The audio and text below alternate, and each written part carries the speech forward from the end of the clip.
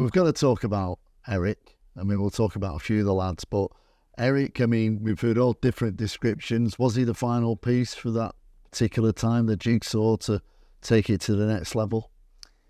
I think you've got to look at the stats and say that he was. I think the team was pretty strong before he got there. I think the mentality had toughened up since losing the league to Leeds. I think we probably would have gone on and won the next league without him. But I think he certainly brought a creativity, an arrogance and an aggression. And I think he was probably the cherry on top of the cake. I think he came into the dressing room as one of the boys straight away. There was never an issue with him in the dressing room. And yeah, I think he added that little touch of class and that little bit of creativity in the final third. Because a lot of the teams used to come to Old Trafford, as they still do, and just camp and park the bus on the edge of the box. Yeah. And we needed someone that could do something a little bit different and unlock these tight defences, and he certainly did that. Yeah. We've got to talk about Palace, haven't we? Crystal Palace, I mean, you tell the story brilliant. Just give us the bigger overview of that particular night and, what was it like to be in the heart of it all? Yeah, right. Well, I mean, you have to understand the conditions. It was blowing an absolute gale force wind from one end of the pitch to the other. The pitch was bone hard and bobbly. So it wasn't conducive to a nice game of football. It was always going to be a bit of kick and rush, and the ball's bouncing all over the place, and there's some nasty tackles going in the day when you could still get away with a decent tackle. And Eric's getting bullied all first half, and he goes for the ball. He's getting smashed into the back of when he's trying to hold it up. He's getting elbows across his jaw when he's going for headers. He's getting two-footed. And a lot of people don't realise he's getting very frustrated within half an hour of the game. In the last 10 or 15 minutes of the first half, he's trying to go in two-footed. He's leading elbows with his headers with his elbow, and he's trying to get people back. And we can see he's getting a little bit hot under the collar. And a couple of the senior boys pulled the manager at half-time and said, "Listen, Gaffer, you might want to think about bringing the Frenchman off, because we seriously think he's going to hurt somebody." And he says, "Oh no, I've just pulled him in the tunnel. I've told him to take a deep breath and count to 10 to calm down. We need him out there to win us the second half, and he's promised me he's going to do something special."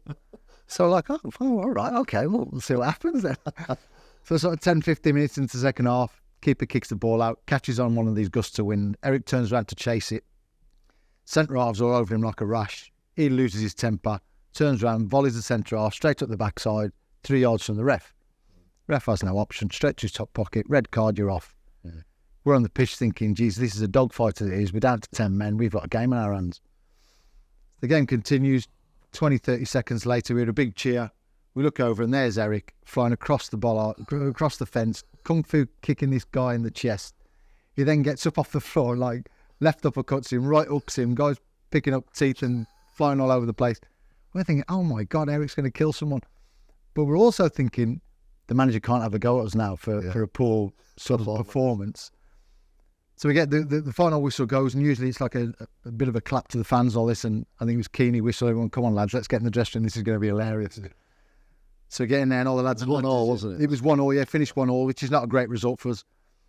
10 men, Crystal Palace away in tough conditions. You would say it's not a bad result, but it's not ideal. We look to win everywhere we go, and so we're on... Keeney's like, put the towels over your clothes, make sure your clothes stay dry, and keep your head down, don't make eye contact. He's going to go ballistic. It's going to be funny. Watch and learn.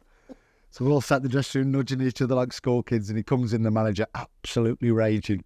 Scarlet face, bits of froth in the corner of his mouth, white knuckles are on. Medical bench in the middle of the room, balls and shirts to be signed, pots of tea and coffee and plates of sandwiches. Hats fucking off the turn and flying everywhere. We're getting scolded. Fucking egg crest sandwiches down fucking clothes. They're like, oh my God, he's going to kill you. What's this? This is going to be hilarious. Then he starts, Pallister, you can't edit, you can't tackle. Coley, you can't trap a bag of cement. You've not passed a red shirt all day. Keeney, you've not laid a glove on anybody. Sharpe, my grandmother's quicker than you. What you do stood out there? The lawyer. History of this club, travelling fans, performance like that. It's a fucking disgrace. 9 o'clock tomorrow morning, you're running your fucking balls off. And Eric, you can't go around doing things like that, son. And we all, the place just, you could hear a pin drop, and we all just went, has that just really happened? Yeah. We've just been absolutely caned, and he's nearly killed someone, and you've said nothing. And that was just the nature of the beast. That was just how it was. I think you've said it a few times, though. The gaffer did treat him a little bit special. A little bit. Yeah.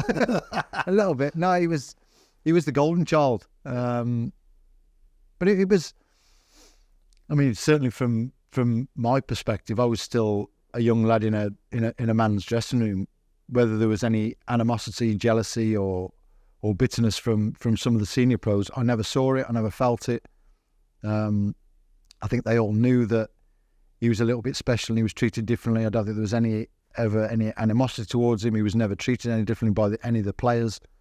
Like I said, he was one of the boys. The lads loved him. He loved the lads, and we all sort of understood that that's the way the manager wanted to treat him and get the best out of him. And if he was going to, score winners and create performances like he did, then fair play. Was it true that he used to join you all? That he had a sort of team day out at Paddy Creran's pub? Was that true? I mean, I've heard that. Well, I don't think I've ever been to Paddy Creran's pub for a team meet. I think some of the senior boys have, but when we used to go out as a squad, it was always straight into Manchester Town Centre, I think. So, but yeah, he loved it. I think he joined did he join November time? Yeah, he did. Yeah, I think come November time. So it wasn't long before Christmas, and I think we went out on our Christmas do, probably start of December maybe. It was only a few weeks after he'd been there, and he absolutely loved it.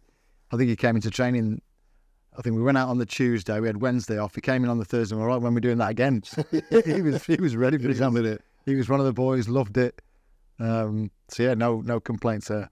And I know when we spoke before, just keeping with the theme of Eric, you tell a story as well about when you all had you won the league and you went to the town hall? Yeah, that was, so every year, I don't know whether we did it when we didn't win anything, although I don't know whether I was there that long when I didn't win anything the first season, but yeah, usually when we won something, next pre-season we would go to the town hall with all the local mayors and Lord Mayor, and there'd be a couple of players on each table and all the dignitaries from around Manchester just to celebrate what we'd won.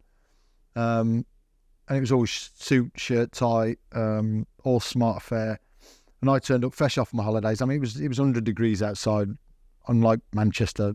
Yeah. But it was boiling hot. And I turned up in this silk suit with a shirt, tie combo that was gary, to say the least. And manager comes and makes a beeline as soon as I walk in. What the fuck are you wearing? I said, what? He said, look at the lads. Green suit, black suit, blue suit. Look at you. Fucking green suit. I said, well, the ticket said shirt, tie, suit, shirt, tie, suit. So if it had said black, blue or grey, I'd have worn black, blue or grey, but it didn't. Yeah. So as he's having a go, and he's like right with my face, he's got the red face on again, and the frothy mouth and the white knuckles, and I'm thinking he's going to hit me. And just then, it's like a saloon door, like springs open, and the music from The Good, the Bad, and the he walks in, Eric. He's got this black suit on with a white shirt with no tie, pair of red Nike trainers and a baseball cap. And I went, if you're going to have a go at me, you're going to have a go at him. And he just went, ah! And just whooped off. I was like, I can't win. And he could carry it. Well, Eric looked cool, didn't he? Yeah. When you look at